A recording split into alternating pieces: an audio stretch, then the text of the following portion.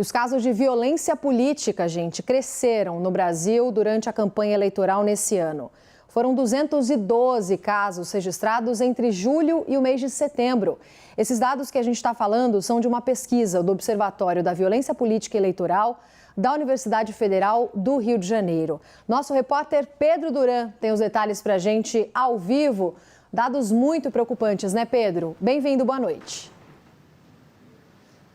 Oi, Roberta, boa noite. Pois é, muito triste, né, que a gente, quando chega perto de uma eleição, veja o país não só dividido, mas agressivo.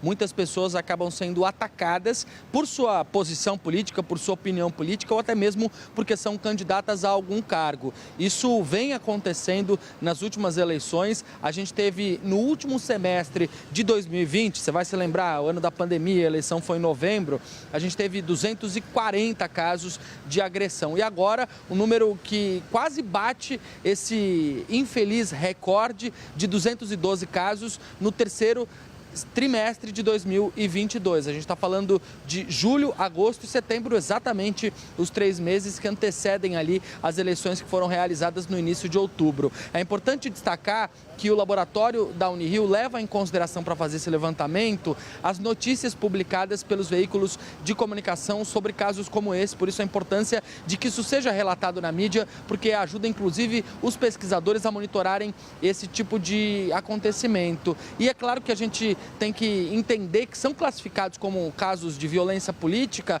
aqueles em que eles tentam impedir uma pessoa de se expressar, um candidato de se manifestar ou até mesmo a eliminação de oponentes. E quando eu digo eliminação, eu estou falando de homicídio mesmo. Em 2020, por exemplo, foram 20 mortes violentas de candidatos nas eleições. Nesse ano, a gente já teve carros de 2 candidatos a deputado federal atingidos por balas. 3 homicídios aqui no Rio de Janeiro, 3 homicídios em Alagoas, outro estado que também tem uma infeliz história de violência política, especialmente no interior do estado, e que, claro, precisam ser casos que precisam ser bastante acompanhados pela polícia, não só para que, de fato, os responsáveis sejam punidos, mas que também para que a gente tenha um controle maior sobre a nossa capacidade de exercer a democracia de forma plena, né, Roberta? Com certeza, Pedro. Obrigada pelas suas informações e um bom trabalho para você aí no Rio.